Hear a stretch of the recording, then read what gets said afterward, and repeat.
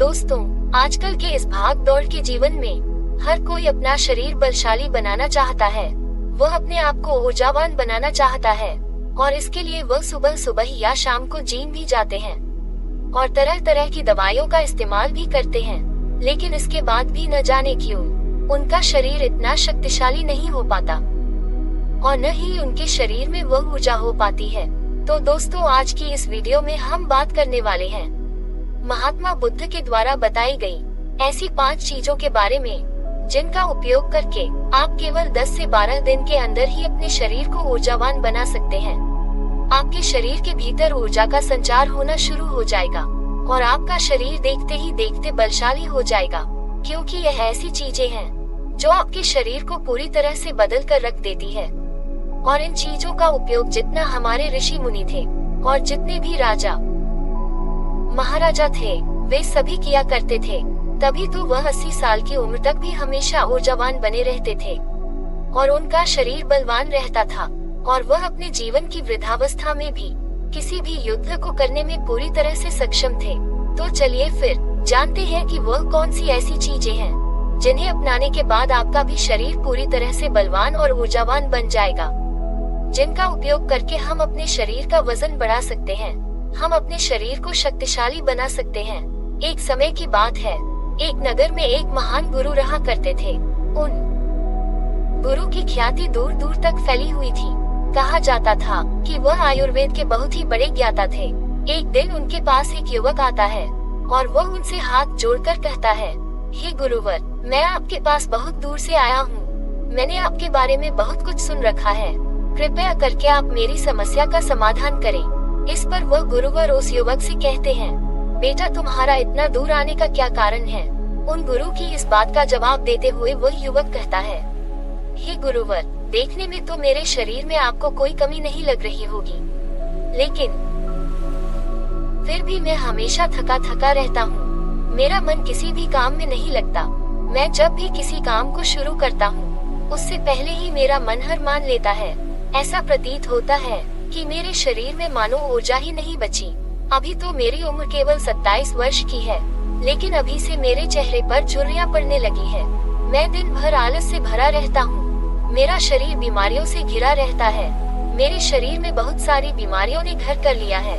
इसलिए आज मैं आपके पास आया, क्योंकि मैंने आपके बारे में बहुत सारी बातें सुन रखी है। मैंने सुना है कि किस तरह से आप लोगों का जीवन बदल देते हैं, किस तरह से आप लोगों को बलवान और ऊर्जावान बना देते हैं। इसीलिए आप मुझे कुछ ऐसा उपाय बताएं जिससे मेरा शरीर पहले से अधिक बलशाली हो जाए और मेरे शरीर में ऊर्जा का संचार हो और साथ ही मुझे कोई बीमारी भी ना हो और मेरा मस्तिष्क अच्छी तरह से कार्य कर सके, किसी भी काम में मन लगा सके।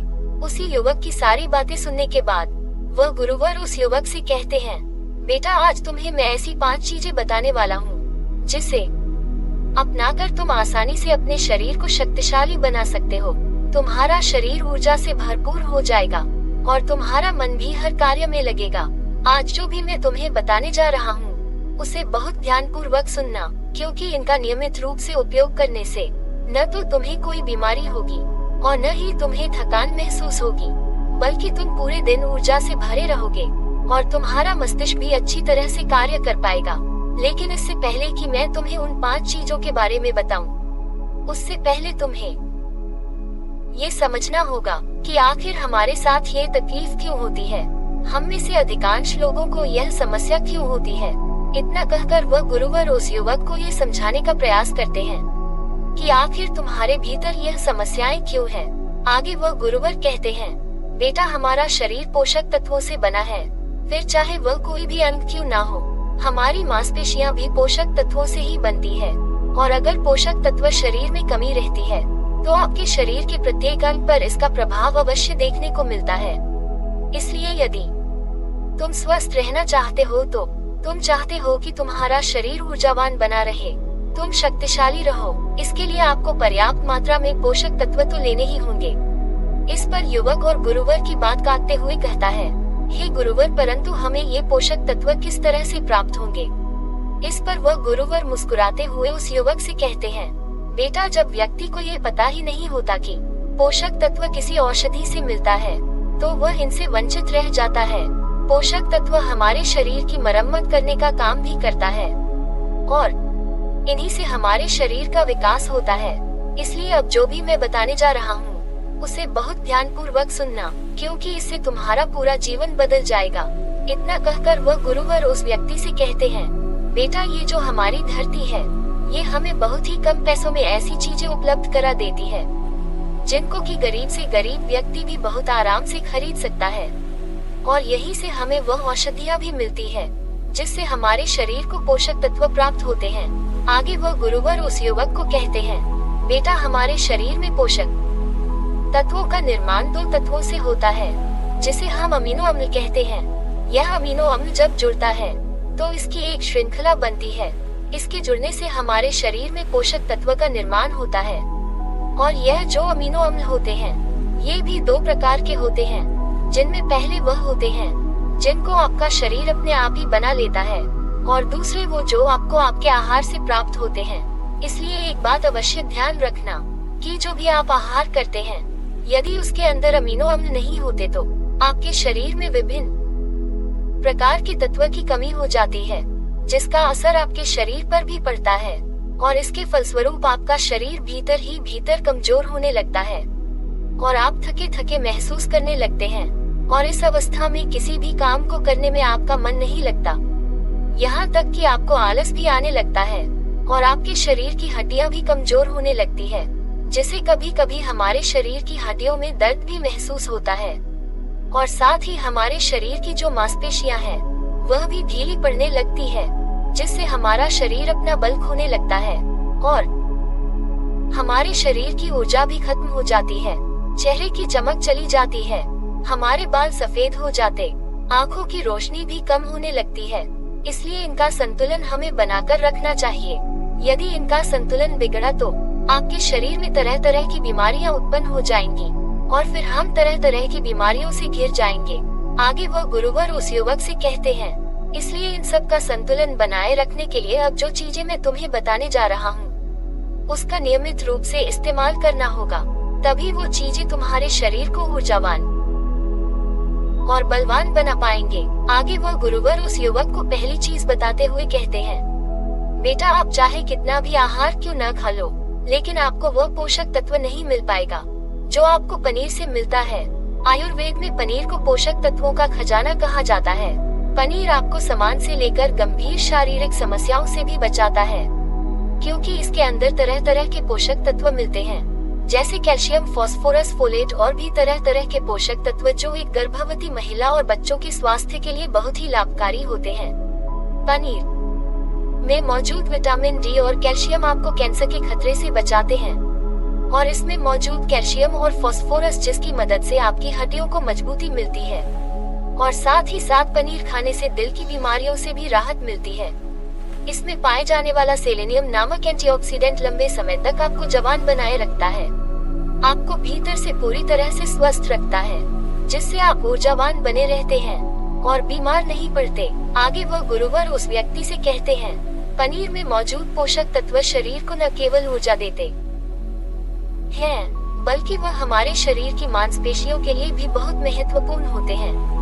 यह आपकी मांसपेशियों को पहले से मजबूत बनाते हैं, उनकी मरम्मत करते हैं और साथ ही पोषक तत्व हमारे वजन को संतुलित रखने में भी हमारे लिए बहुत मददगार साबित होते हैं।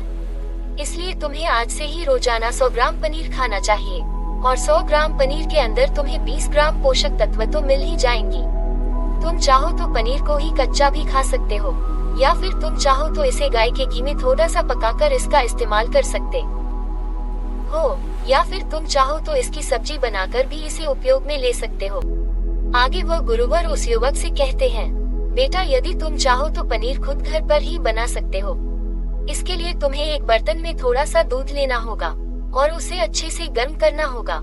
उसके बाद उसमें नींबू की 2-3 बूंदें डालकर कुछ देर के लिए उसे हल्की आंच पर पकाने होगा और ज्यादा दूध फट जाए तो उसे एक पतली सी सूती कपड़े के माध्यम से छान लेना, जिससे उसका पानी पूरी तरह से निकल जाएगा और आपका पनीर आपके लिए उपलब्ध हो जाएगा। यदि आप घर पर ही पनीर बनाएंगे और यह शुद्ध होगा तो यह आपके लिए और भी ज्यादा लाभदायक होगा, क्योंकि घर पर बना हुआ पनीर ताज़ा भी होता है और इसमें कोई मिलावट नहीं होती, जो आपके स्वास्थ्य के लिए बहुत ही लाभदायक होता है। आगे वह गुरुवर उस युवक को दूसरी चीज बताते हुए कहते हैं, सोयाबीन में भी हमें प्रचुर मात्रा में पोषक तत्व मिल जाते हैं और सोयाबीन में कई प्रकार के अमीनो अम्ल भी पाए जाते हैं, जो हमारे शरीर की मांसपेशियों और हड्डियों को स्वस्थ रखने में हमारी मदद करते हैं।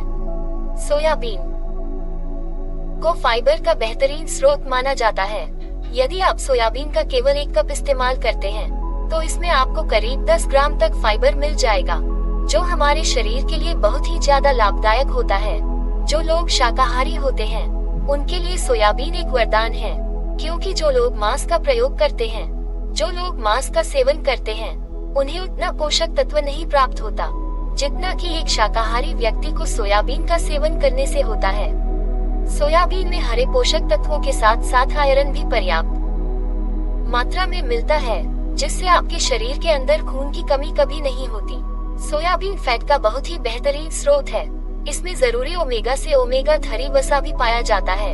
ये दिल की सेहत के लिए बहुत लाभकारी होता है और यह हमारे शरीर के भीतर कई सारी बीमारियों से लड़ता है और हमारे शरीर को हमेशा स्वस्थ रखने में हमारी मदद करता है। शरीर की दुर्बलता, बालों और त्वचा की तमाम समस्याओं को दूर करने के लिए सोयाबीन को बहुत कारगर माना गया है। इसका इस्तेमाल करने से आपका शरीर भी पहले से अधिक बलशाली होने लगेगा। सोयाबीन शरीर में नई कोशिकाओं को बनाता है और इसके साथ ही पुरानी कोशिकाओं की मरम्मत भी करता है। सोयाबीन के सेवन से शरीर में कुछ ऐसे जरूरी हार्मोन निकलते हैं, जिससे हमारा मानसिक संतुलन पहले से बेहतर होने लगता है। सोयाबीन के सेवन से हमारी हड्डियां पहले से अधिक मजबूत होने लगती है और इसके लगातार प्रयोग से आपका रक्तचाप भी नियंत्रण में रहता है। आगे वह गुरुवर उस युवक से कहते हैं, लेकिन मेरी एक बात और याद रखना, इसका उपयोग केवल 100 ग्राम ही करना, क्योंकि 100 ग्राम सोयाबीन में आपको 36 ग्राम प्रोटीन मिल जाएगा और इतना हमारे शरीर के लिए बहुत है। इसके लिए तो हमें पहले सोयाबीन को थोड़ी देर पानी में भिगोकर रखना है और पानी में भीगने की वजह से जब वह और नरम हो जाएगा, तब तुम आराम से उसका सेवन कर सकते हो। आप चाहे तो इसे कच्चा भी खा सकते हैं या फिर इसकी सब्जी बनाकर भी आप इसका सेवन कर सकते हैं। आगे वह गुरुवर उस युवक को तीसरी चीज बताते हुए कहते हैं, अंकुरित दाल का प्रयोग करो। दाल में आपको हरी मूंग की दाल, मूंग के छिलके वाली दाल और चने की दाल का भी सेवन करना है। ये तीनों ही पोषक तत्वों का बहुत अच्छा स्रोत है। इन तीनों में आपको भरपूर मात्रा में फाइबर मिल जाता है। जब आपके शरीर में फाइबर अच्छी मात्रा में होता है, तो यह आपके पाचन के लिए बहुत ही लाभकारी होता है। जिन लोगों को कब्ज की समस्या होती है, निश्चित रूप से उन्हें अंकुरित दाल का प्रयोग तो करना ही चाहिए, जिससे उनकी कब्ज की समस्या वह बिल्कुल भी खत्म हो जाएगी और आपके आते अर्थात आपका पेट पूरी तरह से साफ हो जाएगा। शरीर में जमी सारी गंदगी बाहर निकल जाएगा। इस कारण आपका पाचन तंत्र पहले से बेहतर काम करने लगेगा और आपको अपच जैसी समस्याओं से भी छुटकारा मिल जाएगा। आगे वह गुरुवर उस युवक से कहते हैं, जो वस्तु प्रकृति के जितने निकट होती है, आपकी प्राण शक्ति को उतना ही ज्यादा बढ़ाती है और अंकुरित दालों में जीवन है, जो आपकी प्राण शक्ति को बढ़ाते हैं, आपकी ऊर्जा को बढ़ाते हैं, आपको तरोताजा रखते हैं। और इन तीनों दालों का इस्तेमाल तुम्हें कुछ इस प्रकार करना होगा। पहले तो इन तीनों दालों को पानी में भिगोकर रखना है और करीब 3 घंटे तक इन्हें पानी में यूं ही भिगोए रखना है। उसके बाद उन्हें पानी से निकालना है और सूती कपड़े में बांधकर रख देना है और फिर उस सूती कपड़े पर थोड़ा सा पानी छिड़क कर उसे करीब 12 घंटे के लिए यूं ही छोड़ देना है। और इन 12 घंटों के बीच में आप 6 घंटों के अंतराल में उस सूती कपड़े को एक बार फिर पानी से भीगा सकते हैं, जिससे कि उस कपड़े में नमी बनी रहेगी।